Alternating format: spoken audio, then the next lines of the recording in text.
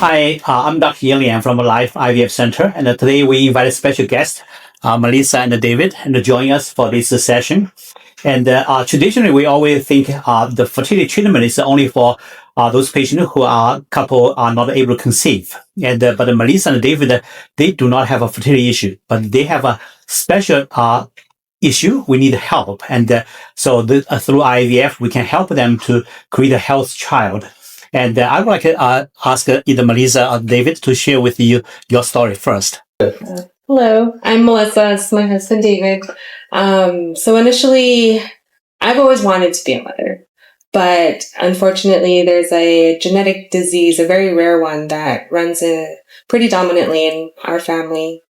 It stems from my mother's side. We're Japanese descendants, and it's called Moya Moya. It's a cerebral vascular disease, which eventually closes the main internal blood flow to your brain, causing you to have either a massive hemorrhage or a stroke and pass away, or leaving you permanently disabled. So a little backstory on my family history. My mother was the oldest child of 5 children, and she passed away unexpectedly at the age of 45. She was getting ready for work one day, passed out, and never woke up. And her youngest sister, Carrie, who is now 64, was also diagnosed with the Moya Moya disease. But she had a major stroke at 9, and she's fortunately still with us today. So there is no, way to really explain when it will happen, or if you have it, you're destined to pass away from it. Because of this condition, and so the Melissa and David, they were afraid of to have a child of their own because of they're afraid of this condition may pass to their child or children. So because of this, they are seeking for help, and they obviously did a study, and they found us. And so a couple of years ago, they came to us to have consultation, and so they also had a genetic consultation as well. So later, they decided to come with us to do IVF treatment.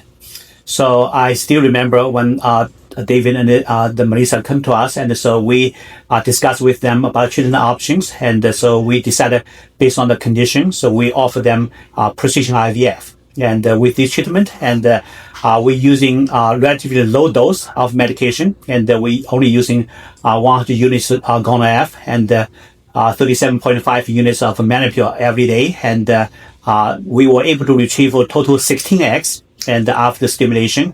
And among those 16 eggs, and we did exceed and fertilize all the eggs, and the 13 were mature, and the 13 are fertilized. Eventually, we have 8 embryo made blastocysts. So because of this condition, we did both the PGT-A and the PGT-M test. So fortunately, and among those all those 8 embryos are good quality embryos, and the 8 embryos, we had the total 6 U-poly embryos from PGT-A. And but also we did an additional test for PGT-M. 3 of those 6 normal PGT-A normal embryos were at the low risk, and obviously other 3 embryos at the risk. So for that, and so she has 3 available embryo, considered healthy embryo, we can do transfer. So a couple of years ago, and we finished the first embryo transfer, and so she successfully getting pregnant, and eventually she has a beautiful daughter. Yes. 2 years ago, right? Yes, yeah, she's about 20 months. Yeah. So actually today we are for this interview because of Melissa came back for the second embryo transfer, and so we just finished transfer. So I was asking the Melissa about the story. So then I thought it's a good time to share with this story today. So a little bit of context and backstory. We started dating almost 9 years ago now. It's been a good amount of time already. But we met through mutual friends who were relatively active in the motorsports industry. So we met essentially riding motorcycles. So being outdoors, being active has always kind of been our way of life. It's always been a thing for us. And early on, Melissa communicated to me and told me kind of about the backstory of her family, her direct family and her more distant family, and kind of went through the the nuances of the Moya Moya disease and kind of where everything kind of came from. And we talked about it a lot early on in dating, trying to see, you know, where we want to go with this. Do we want to have kids? If we have kids, what it's going to look like. And, you know, this was probably back in 2017, 2018. We hadn't really considered the options of IVF at the time because to us, it was just, oh, you know, it's only meant for people who have fertility problems. And I think a friend recommended to us a little bit later down the road, maybe towards like 2018, 2019, and suggested, hey, you know, these advancements in IVF, advancements in technology really have options to kind of open a couple doors for us. And so that kind of planted the seed at the time, letting us be able to think a little bit of, hey, if we actually wanted to have kids, what it might look like and what the opportunities might be. Obviously it's cost a little bit more of a financial investment, but definitely I think the argument that we were discussing with each other was if it's worth our children not going through the pain and suffering that she went through growing up as a kid, going through multiple surgeries at a very, very young age, at the age of 5. Her brother going through surgery at the age of 9. No, he was 6. Or 6. He was just 6.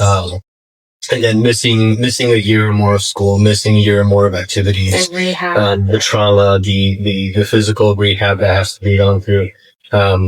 The amount of money that we'd be investing into this is definitely worthwhile.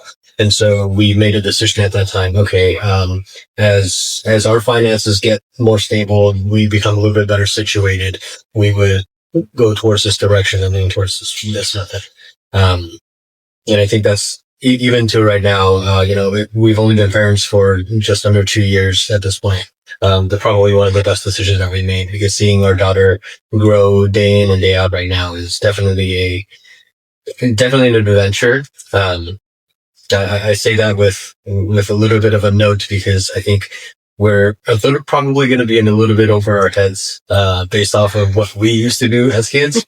But it's definitely a challenge and a fun, exhilarating adventure, growing with our daughter each day right now. She's very active and super smart. She's super curious. She's very structured, actually, which was very impressive. I think all the parents at some point want to exemplify their kids are advanced or moving ahead. We keep getting told by daycare, by friends that Susie's well ahead of the curve. And she's very structured. She likes doing things. She likes finishing tasks. She knows putting things back, and she's now counting with us on a daily basis when we walk down the stairs every morning. After we wake up, get our change and everything, she'll count down the stairs with us, 1 to 10 in English or 1 to 10 in Mandarin. She's learning Spanish as well and also picking up a little bit on Japanese as well. So, I think at 20 months, we couldn't be more blessed.